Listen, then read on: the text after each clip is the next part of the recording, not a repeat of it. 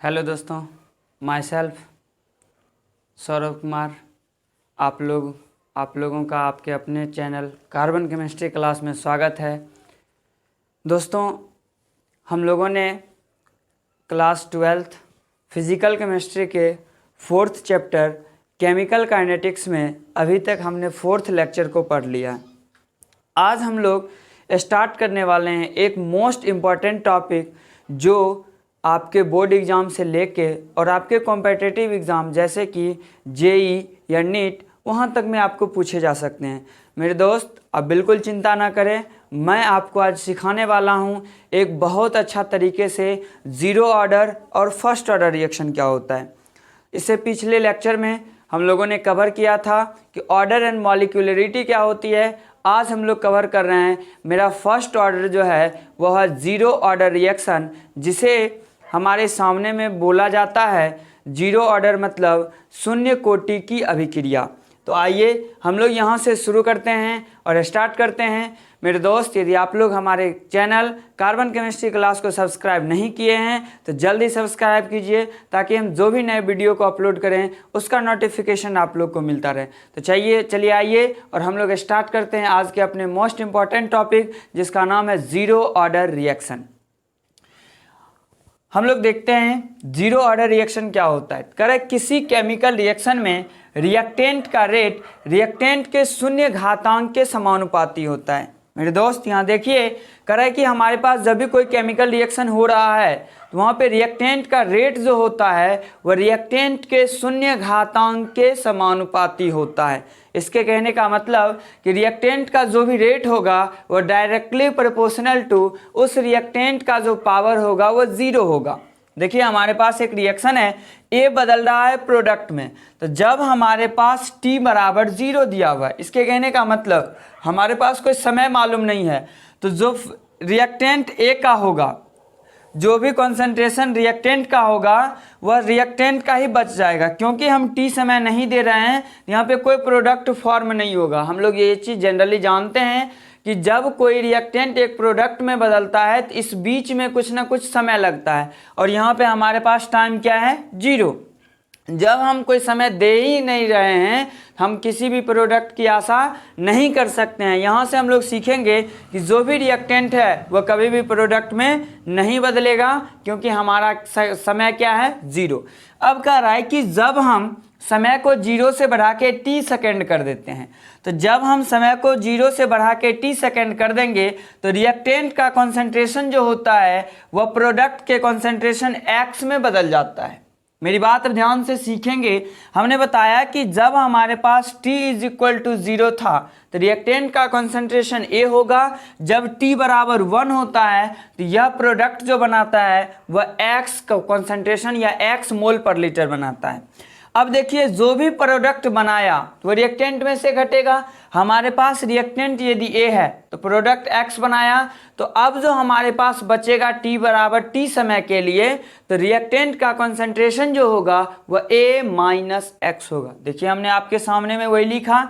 आगे हम लोग पढ़ते हैं कि जब t = 0 हो तो रिएक्टेंट का कंसंट्रेशन A मोल पर लीटर। मेरे दोस्त, हम लोग जानते हैं कि कंसंट्रेशन को हम लोग किस में मापते हैं, मोल पर लीटर में। चाहे वो A हो, B हो, C हो, D हो, कुछ भी हो, हम उसे हमेशा उसके यूनिट मोल पर लीटर में मेजर करते हैं। तो कह रहा है कि जब t = 0 हो तो रिएक्टेंट का कंसंट्रेशन A मोल पर लीटर तथा प्रोडक्ट का कंसंट्रेशन क्या होता है, 0 होता है।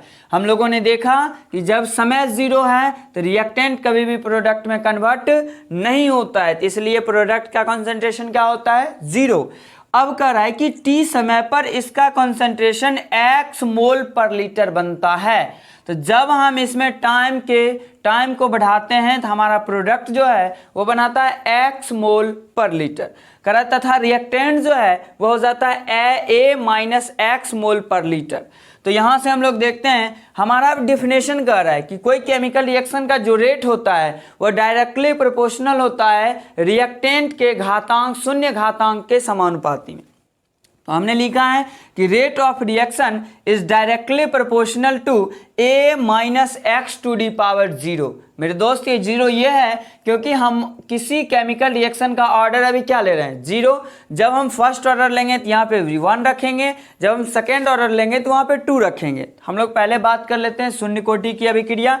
अब देखिए हम लोग जानते हैं रेट ऑफ रिएक्शन, हम लोग जानते हैं कि यदि रेट रिएक्टेंट का होता है तो हम उसे minus D R by D T, इस स्थिति में आर जो है वह रिएक्टेंट को दर्शाता है और डी टी जो है वह छोटे से समय अंतराल को दर्शाता है।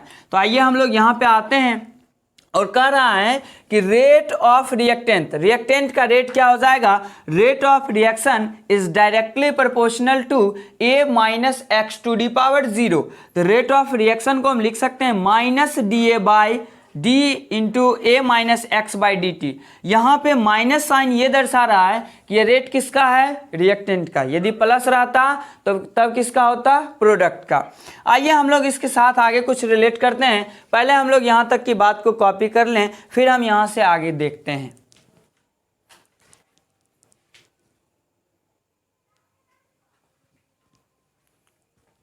आइए हम लोगों ने क्या देखा कि रेट ऑफ रिएक्शन जो होता है ये डायरेक्टली प्रोपोर्शनल होता है किसके, a minus x to the power 0 के। तो हमने लिखा कि रेट ऑफ रिएक्शन को हम लोग लिख सकते हैं minus D into A minus x by D T is directly proportional to समानुपाती a माइनस एक्स का पावर 0। तो देखिए हमने यहाँ पे एक अलग सी बातें लिख दिया कि जहाँ पे माइनस डी इंटू ए माइनस एक्स था वहाँ पे हमने लिखा D x by D T. क्यों, हम लोग इससे पहले पढ़ चुके हैं कि रेट ऑफ अपीयरेंस और रेट ऑफ डिसअपीयरेंस दोनों के लिए सेम होता है, बट डिफरेंस यही होता है कि यदि रेट ऑफ डिसअपीयरेंस है तो साइन निगेटिव होगा और रेट ऑफ अपीयरेंस होगा तो साइन कैसा होगा, पॉजिटिव। अब हमने यहाँ पे लिखा कि minus D into A minus x by D T को D x by D T is directly proportional to A minus x to the power 0। देखो यहाँ पे हमने लिख दिया आप लोग के सामने कि minus D into A minus x by D T is equal to d x by D t होता है। तो d x by D T is equal to, देखिए जैसे ही समानुपाती के चिन्ह को हटाएंगे हमें क्या डालना होगा, एक कांस्टेंट जिसे स्थिरांक कहते हैं। हमने डाला कि k into A minus x to the power 0, जहाँ पे हमने यहाँ लिख दिया कि जहाँ k इज क्या होगा, रेट कांस्टेंट। तो देखिए इससे आगे हम लोग देखते हैं कि d x by D T is equal to k into 1। क्यों, क्योंकि हम लोग जानते हैं कि किसी का पावर यदि 0 है तो उसका वैल्यू क्या होता है, 1 होता है। हमने यहाँ से देखा कि a minus x to the का पावर कितना है, 0। तो जहाँ पे a minus x to the का पावर 0 है तो उस वैल्यू को हम लोग 1 मान के चलेंगे। तो देखिए यह हो गया k इंटू ए, हमने बनाया d x by D t.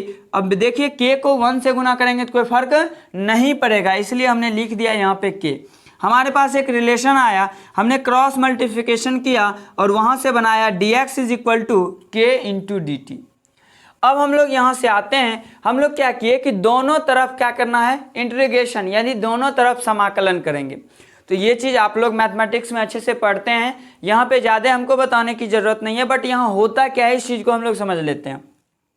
हम लोग जानते हैं कि हमारे पास जो भी कांस्टेंट होता है उसका कभी भी ना ही डिफरेंशिएशन होता है और ना ही इंटीग्रेशन होता है। हमने यहाँ पे क्या किया कि हमारे पास दो टर्म है, एक LHS और एक RHS। हमने दोनों तरफ क्या किया, इंटीग्रेशन साइन को लगाया जिसे हम लोग समाकलन बोलते हैं। तो समाकलन मतलब integration dx is equal to k into d t. तो देखिए इस स्थिति में k जो है यह हमारा रेट कांस्टेंट होता है, तो हम कभी भी k का इंटीग्रेशन नहीं करेंगे, उस k को हमने इंटीग्रेशन साइन के बाहर रख देंगे। तो देखिए हमने लिखा integration dx is equal to k into d t. हम लोग जानते हैं dx का इंटीग्रेशन क्या हो जाएगा, x, और k का कांस्टेंट का कोई इंटीग्रेशन नहीं होता है और यहाँ से dt का क्या हो जाएगा, t हो जाएगा। अब देखिए यहाँ पे हमने प्लस c लिखा है, इस प्लस सी को हम मान सकते हैं कि इसे इंटीग्रल कांस्टेंट यानी समाकलन स्थिरांक कहा जाता है। तो देखिए हमने लिखा है नीचे में कि x is equal to K T plus सी, जहाँ पे c क्या है, समाकलन स्थिरांक, और इसे हमने मान लिया इक्वेशन नंबर फर्स्ट। आगे देखेंगे हमने इसे इक्वेशन नंबर फर्स्ट क्यों माना, तो जब कह रहा है कि जब t इज इक्वल टू 0 तथा x इज इक्वल टू 0 हो। ध्यान से देखिए कि एक रिएक्टेंट कहाँ बदल रहा है, प्रोडक्ट में। तो जब एक रिएक्टेंट प्रोडक्ट में बदलता है तो समय 0 है, तो इस प्रोडक्ट का कॉन्सेंट्रेशन भी क्या होता है, 0। हम लोग यहाँ से सीखेंगे कि जब समय हमारे पास 0 है तो प्रोडक्ट का कॉन्सेंट्रेशन क्या हो रहा होगा, 0। तो फर्स्ट रिलेशन हमारे पास है कि x is equal to K T plus सी। यहाँ से देखिए हमने x इज इक्वल टू 0 रखा, t इज इक्वल टू 0 रखा, तो c इज इक्वल टू क्या आया, 0। तो शायद अब हम लोग यहाँ तक की पार्ट को पढ़ लिए हैं। अब क्या करेंगे, इस c के वैल्यू को हम लोग इक्वेशन नंबर फर्स्ट में रखेंगे। पहले आप लोग यहाँ तक कॉपी करें, फिर हम इससे आगे की पार्ट को देखते हैं।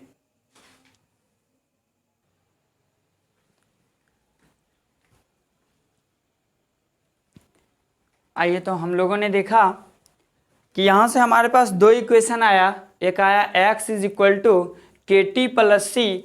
तो हमने देखा कि जब हमने सेकेंड इक्वेशन में x और t का समय, x और t का वैल्यू जब 0 रखा तो वहाँ से c बराबर हमारे पास 0 आ गया। आइए हम लोग यहाँ से देखते हैं, कह समीकरण सेकेंड का मान समीकरण फर्स्ट में रखने पर देखिए समीकरण सेकेंड जो था वो था c इज इक्वल टू 0। तो हमने रखा x is equal to K T plus C, x is equal to K T plus C is equal to 0, क्योंकि हमने यहाँ इंडिकेट कर दिया है चूंकि c इज इक्वल टू क्या होता है, 0। x इज इक्वल टू क्या हो जाएगा, के टी। तो देखिए यहाँ से हमको एक कॉन्स्टेंट निकालना है, कॉन्स्टेंट इज इक्वल टू क्या हो जाएगा, x बाई टी। इस स्थिति में x जो होगा यह रिएक्टेंट का कॉन्सेंट्रेशन होगा, और टाइम जो होगा या टाइम के अकॉर्डिंग जो भी उसके कॉन्सेंट्रेशन में परिवर्तन होता है वो होगा।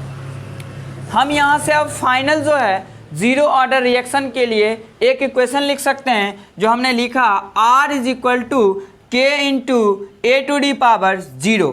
देखिए यहाँ से ये कह रहा है कि रेट ऑफ रिएक्टेंट जो होगा यह होता है के रेट कांस्टेंट, और इसके समानुपात में किसके द्वारा, तो हमारा रिएक्टेंट A होगा और इसका घातांक क्या होगा, 0। तो हम इसे इस एक्सप्रेशन के थ्रू लिख सकते हैं, या इसे आप K is equal to x upon t भी छोड़ देंगे तो कोई दिक्कत की बात नहीं है। तो ऐसे हमारे पास जब रिलेशन आते हैं तो इसे हम बोलेंगे 0 ऑर्डर रिएक्शन। आइए अब हम लोग थोड़ा इसके यूनिट की बात कर लें। तो यूनिट ऑफ के जो होगा वह कह रहा है unit of x by unit of T. हमने इसे पहले देखा कि यदि t बराबर 0 समय में रिएक्टेंट का कॉन्सेंट्रेशन जो है वह a मोल पर लीटर था। यहाँ पे हमने बताया कि यूनिट ऑफ x जो होगा वह मोल पर लीटर में होगा, और समय का यूनिट हम लोग जानते हैं किस में होता है, सेकेंड में। तो यहाँ से हमारे पास k का जो यूनिट आया वो आ गया मोल पर लीटर पर सेकेंड। अब यहाँ के बाद एक बात आती है जो आपके सामने उधर आपके स्क्रीन पर दिख रहा होगा। ये कह रहा है कि half life of 0 order reaction, शून्य कोटि की अभिक्रिया की अर्ध आयु क्या होती है। मेरे दोस्त, हम लोग जानते हैं अर्ध आयु कहने का मतलब कि किसी व्यक्ति का जो जीवन काल होता है वह जब आधा हो जाता है तो वही उसकी अर्ध आयु कहलाती है। आइए हम लोग देखते हैं कि किसी केमिकल रिएक्शन, यदि 0 ऑर्डर का कोई केमिकल रिएक्शन है तो उसकी हाफ लाइफ क्या होगी। हमने बताया यहाँ पे सबसे पहले हम लोग हाफ लाइफ का डिफिनेशन जान लेते हैं। कह रहा है अर्ध आयु वह समय है जिस पर रिएक्टेंट का कंसंट्रेशन क्या हो जाता है, आधा। हमने अभी जस्ट बताया अर्ध मतलब होता है आधा और आयु मतलब होता है जीवन। तो जब कोई रिएक्टेंट का जो लाइफ होता है वो आधा हो जाता है तो वैसे समय को हम लोग हाफ लाइफ बोलते हैं, जिसे हिंदी में अर्ध आयु कहा जाता है। आइए उसके बाद हमारे पास कुछ कॉन्सेप्ट होंगे, हम उसे क्लियर कर लेते हैं। कह रहा है यदि t समय में रिएक्टेंट का कॉन्सेंट्रेशन A होना चाहिए। तो देखिए हमने यहाँ से सीखा कि A कोई रिएक्टेंट है और यह कहाँ बदल रहा है, प्रोडक्ट में। यदि हमारे पास t इज इक्वल टू 0 है तो इसका रिएक्टेंट क्या होता है, A, और इसका कॉन्सेंट्रेशन क्या होता है, A। इसके कहने का मतलब कि जब t इज इक्वल टू 0 था तो रिएक्टेंट का कॉन्सेंट्रेशन क्या दिख रहा था, A। तो अब हमारे पास कह रहा है कि t समय में रिएक्टेंट का कॉन्सेंट्रेशन जो है वह t हाफ में इसका कॉन्सेंट्रेशन। इसके कहने का मतलब हम समय को जब आधा करेंगे तो रिएक्टेंट भी क्या होगा, आधा होगा, क्योंकि हाफ लाइफ वही कहती है। हम लोगों ने लिखा वी नाउ डेट, हम जानते हैं, क्या जानते हैं, x is equal to k into T.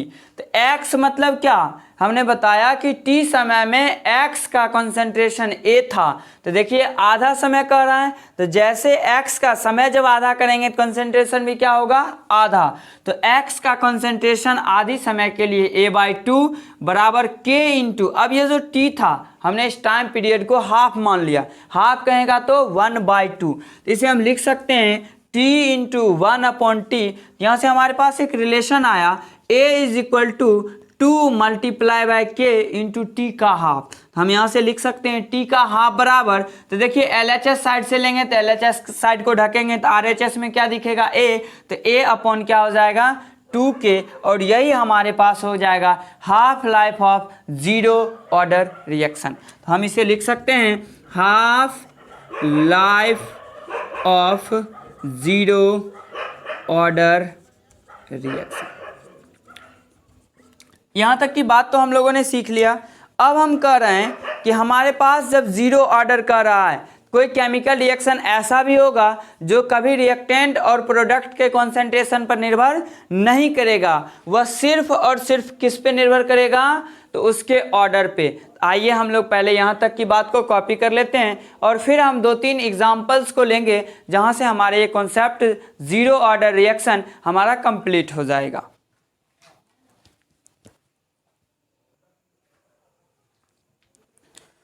आइए, अभी तक हम लोगों ने देखा जीरो ऑर्डर रिएक्शन का हाफ लाइफ क्या होता है। अभी हम लोग अब 1-2 उदाहरण लेके और इस जो टॉपिक है, इस टॉपिक को हम लोग अच्छे से कवर कर लेते हैं, ताकि एग्जाम्पल जो होता है वह पूरे कॉन्सेप्ट को समझाने के लिए होता है। हमारे पास पहला जो उदाहरण है यह कह रहा है फोटोकेमिकल रिएक्शन। फोटोकेमिकल रिएक्शन कहेगा तो क्या होगा, आपके सामने में कुछ लिखा हुआ है, कह रहा है यह रिएक्शन सनलाइट की उपस्थिति में होती है। मेरे दोस्त, यदि सनलाइट नहीं होगा हम फोटोकेमिकल रिएक्शन को कभी करवा नहीं सकते हैं, पहली बात। दूसरी बात, यदि सनलाइट उपस्थित नहीं है तो कभी रिएक्शन फोटोकेमिकल होगा ही नहीं। आइए हम क्या करते हैं कि कुछ हमारे पास गैस मॉलिक्यूल्स होंगे और उनको सूर्य की उपस्थिति में यानी सनलाइट में हम लोग क्या करेंगे, रिएक्ट करवाते हैं। तो देखते हैं हम लोग, हमारे पास H2 गैस है और यह Cl2 गैस के साथ रिएक्ट करता है और इस स्थिति में एच न्यू कह लें। देखिए हमने यहाँ पे सनलाइट को लिख दिया है एच न्यू। यदि जिन लोगों को समझ में नहीं आएगा तो वो एच न्यू को लिख लेंगे सनलाइट। और देखिए यह क्या बनाता है, 2HCl गैस। अब देखिए कुछ हमारे नोट पॉइंट्स दिए हुए हैं, इस पॉइंट्स को पढ़ते जाएंगे और हम लोग को बस थोड़ा सा याद रखना है। यदि याद रहे तो रहे, नहीं रहे तो भूल जाना है, कोई बात नहीं है, हम लोग फिर से रिपीट करके पढ़ लेंगे। अब कह रहा है कि अगर सनलाइट नहीं हो, मैंने पहले बता दिया कि यह रिएक्शन कभी संभव नहीं होगा, क्योंकि कह रहा है फोटोकेमिकल। फोटो कहेगा तो हम लोगों ने पढ़ा है कि डी ब्रॉगली के अनुसार लाइट का जो नेचर होता है वो 2 तरह का होता है, एक होता है पार्टिकल के फॉर्म में और दूसरा होता है वेव के फॉर्म में। तो जो भी नेचर वेव के फॉर्म में होता है वहां से फोटोन निकलती है, तो वही चीज कर रहा है कि फोटोकेमिकल कहेगा तो इस रिएक्शन से फोटोन निकलना चाहिए। और फोटोन कहाँ से निकलता है, तो वह प्रकाश से निकलता है, सनलाइट से निकलता है। कह रहा है अगर सनलाइट नहीं होगा तो यह रिएक्शन संभव नहीं होगा। दूसरा हमारे पास कह रहा है यह रिएक्टेंट के कॉन्सेंट्रेशन पर निर्भर नहीं करती है। हमने पहले बताया कि यह सनलाइट पर डिपेंड करती है, कभी भी रिएक्टेंट या प्रोडक्ट के कॉन्सेंट्रेशन पर निर्भर नहीं करती है। हमारा लास्ट पॉइंट है, यदि सनलाइट बढ़ रही है तो रेट ऑफ रिएक्शन क्या होगा, बढ़ेगा, तथा सनलाइट घट रही है तो रेट ऑफ रिएक्शन क्या होगा, घटेगा। तो आज के टॉपिक में हम लोगों ने जीरो ऑर्डर रिएक्शन की हाफ लाइफ और इसके पूरे कंसेप्ट को समझने के लिए फोटोकेमिकल रिएक्शन को पढ़ा।